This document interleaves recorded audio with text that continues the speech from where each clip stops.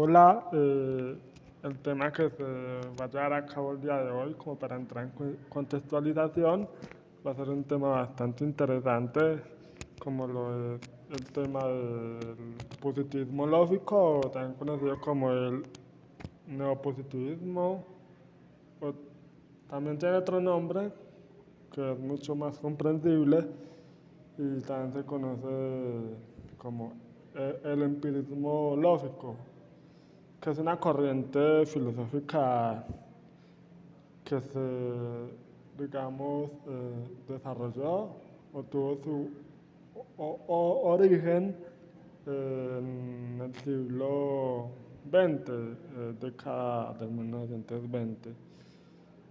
Es una, es una corriente filosófica que se centra en la verticalidad como un principio de, de demostración empírica, que lo que busca es basarse en teorías científicas, en lo que se pueda, digamos, observar a través del mundo, ¿cierto? Dentro de esas, dentro de esa escuela, dentro de esa corriente filosófica, eh, que, perdón, tuvo su origen en la escuela o en el círculo de Viena, con filósofos como Rudolf Carnap, eh, también con otro filósofo que se llama Maurice Slim, y otros más. Pero por ahora lo más importante es hablar sobre Rudolf Carnap. Eh, para tratar a Rudolf Carnap, que también hace parte del empirismo lógico, quiero analizar o hablar sobre un texto en específico que se llama La superación de la metafísica con respecto al análisis lógico del lenguaje, que, que el autor quiere hacer o quiere llevar a cabo el siguiente ejercicio, que es como que mirar a ver cómo se puede superar la metafísica del lenguaje o del análisis lógico. Y, o sea, para Carnap, la metafísica son pseudoproposiciones o pseudoconceptos sin significativos o no tienen sentido para él. La metafísica no tiene un sentido, o no refuerza la ciencia, eh, no, su objetivo no es describir lo que pasa en el mundo, sino que para Carnap la metafísica debe tener un lenguaje expresivo, o sea, que se preocupe por dar una actitud o por tener actitudes, emociones, eh, por preocuparte de esa parte, digamos emocional del ser humano, que se puede encontrar en la poesía, en el mito, en la metáfora, pero el objetivo de la metafísica como tal es el lenguaje expresivo, es poder expresar sentimientos, emociones y cosas que tengan que ver con esa parte, digamos emocional del ser humano. Entonces, lo que dice Carnap es que eh, para poder, o sea, que el lenguaje lógico tiene dos formas eh, de verificarse, que es a través del análisis lógico, como mirar a ver si eso tiene un sentido a través de la gramática o la sintaxis lógica, ¿cierto? Carnot diría, para la gramática tradicional,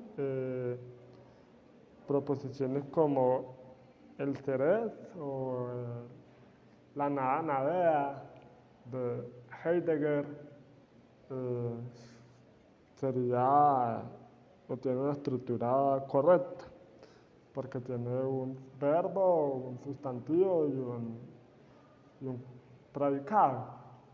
Pero para la lógica en sí, eso sería una pseudoproposición. Sería una pseudoproposición en el sentido de que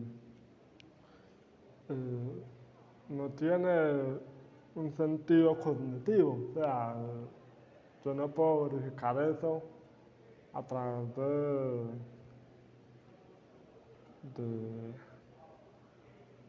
a través de características o a través de la experiencia, de lo observacional, lo que se conoce también como, o que también es una, una forma de poder, digamos, de poder ver si eso es verificable en el mundo, partiendo de proposiciones protocolares, que son proposiciones básicas o, digamos, elementales que nos sirven para describir las características de ciertas cosas.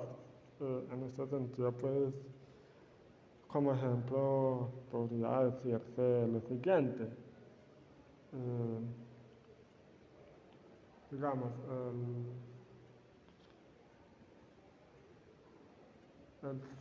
el ser humano o el, el perro es un mamífero.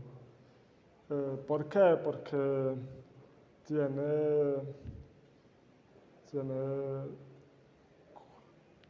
cuatro patas, tiene, o es de sangre caliente, o tiene esas características de más que lo hacen ser un ser mamífero. ¿Sí? Entonces, pues, sí, para Carnot, esa proposición, como la nada nadie es un error, es un error en la, o sea, es un error en la sintaxis lógica, porque no puede ser que la nada se da al mismo tiempo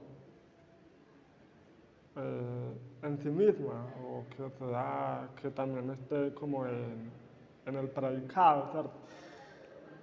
Entonces, Carnot diría, esas son las dos formas de poder determinar si una proposición o es verdadera o falsa, que es a través del lenguaje analítico y a través del lenguaje sintético, ¿cierto? Del lenguaje lógico de la, y lo analítico me refiero con el principio de verificación que se pueda determinar en el mundo. Y repito lo que dije anteriormente, Carnot decide separar la metafísica del, del análisis lógico de la ciencia, en el sentido de que la metafísica no puede describir, su objetivo no es describir el mundo, su objetivo no es decir cómo es el mundo, sino que es más bien darle una actitud a las cosas del mundo o lo que sucede en el mundo. Esa parte abstracta pues de expresar emociones, sentimientos, actitudes ante la vida. Y Karna termina diciendo que la metafísica no le aporta como un valor a la ciencia en sí, o sea, la metafísica no es algo que permita reforzar una teoría científica. Ya para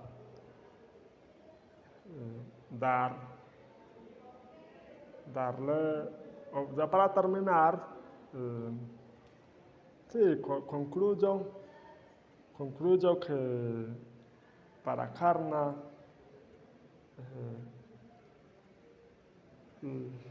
el análisis lógico debe contribuir al empirismo lógico, a la ciencia, a la teoría científica, y la metafísica debe preocuparse más bien por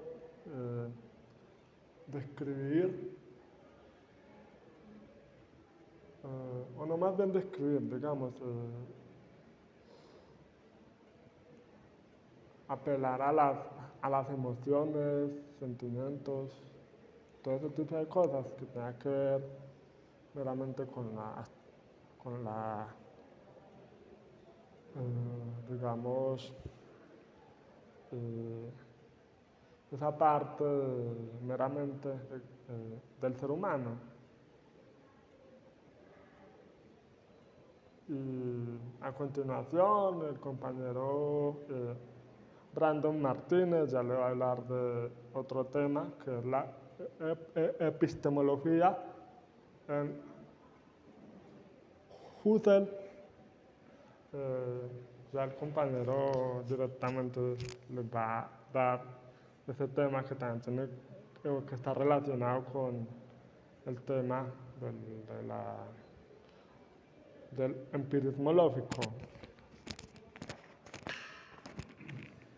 Buenas tardes a todos, mi nombre es Brandon Martínez, entonces como mi compañero Andrés les venía comentando, hacemos parte de la Facultad de Filosofía y Letras, queríamos introducirles hoy una información educativa hacia las epistemologías enfocadas en los problemas filosóficos, en este caso él les habló de la lógica.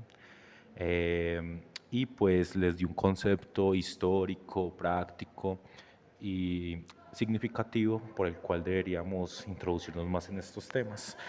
En esta misma relación que estamos llevando a cabo, pues hay unas formas muy interesantes de introducir también otras concepciones del mundo, no solamente lógico-deductivas o objetivas, intentando explicar los fenómenos y hechos universales. También hay unas formas que el filósofo Husserl, en este caso, filósofo fenomenológico, nos introduce a través de sus teorías más vivenciales, más enfocadas en intentar rescatar la intersubjetividad del ser y por ende intentar, generando en este caso un tipo de interpretación de los hechos mucho más amplia, mucho más enfocada en la comprensión de ellos, más no en la explicación como la lógica.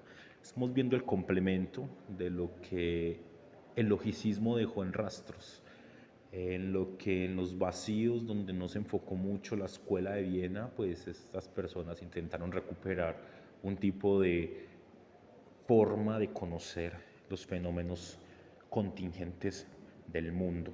En este caso, también quería introducir unas formas de verdad por correspondencia que debemos tener en cuenta para ampliar la concepción del mundo lógico y el mundo epistemológico, fenomenológico de la filosofía. En este caso estamos viendo un tipo de coherentismo enfocado en que la verdad tiene una base. Esta base viene de multiplicidades de formas conjuntivas, en este caso no disyuntivas. Entonces van generando un tipo de masa grande de muchos conceptos que generan explicaciones y formas de concebir la naturaleza. También está la forma fundacionalista.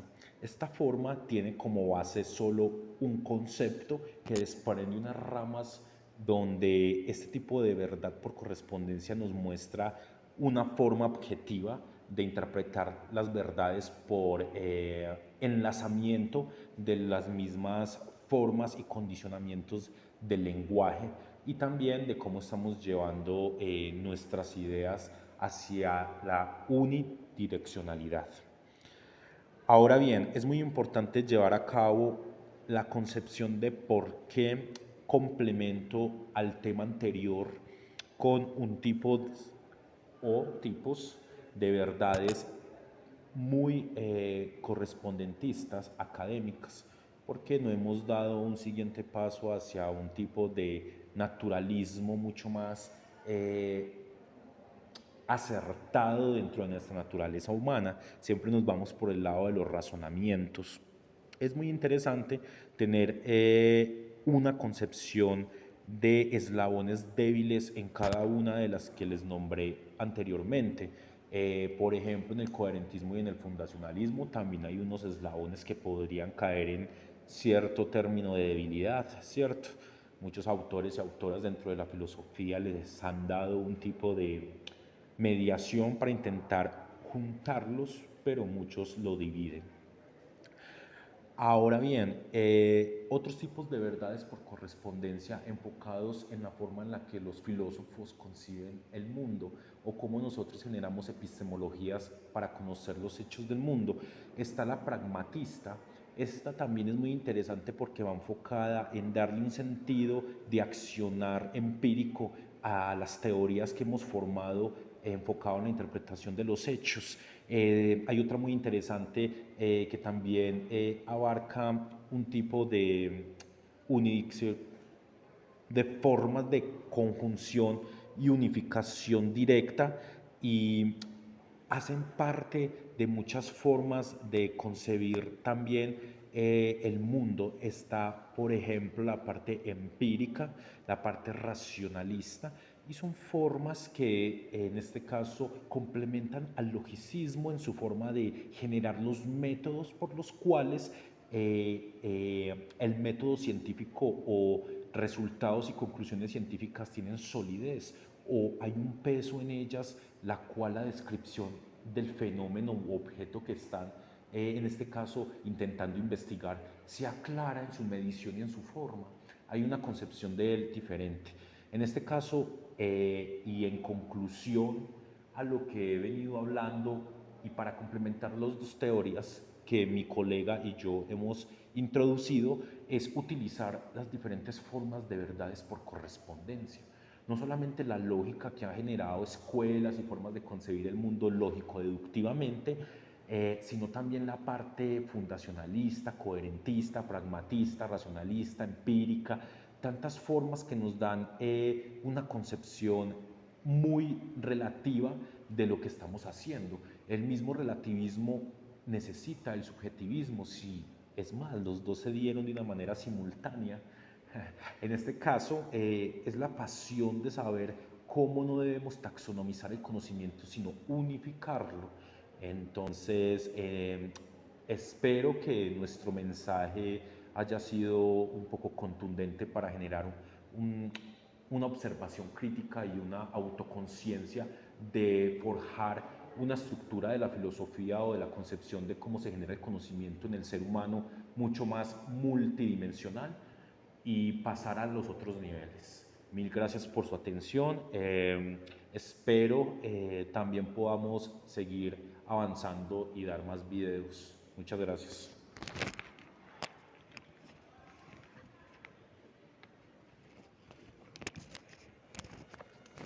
nuestros compañeros. Ya como concluyó el compañero Brando, el colega que también hace parte del departamento de filosofía y que ambos estudiamos filosofía, espero que lo que nosotros, discutimos en este video les sea claro y lo suficiente coherente, y espero que también les haya parecido lo suficiente sencillo, porque que hayamos sido bastante,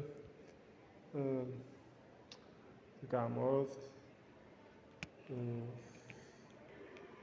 sencillos a la hora de explicar este tema, que lo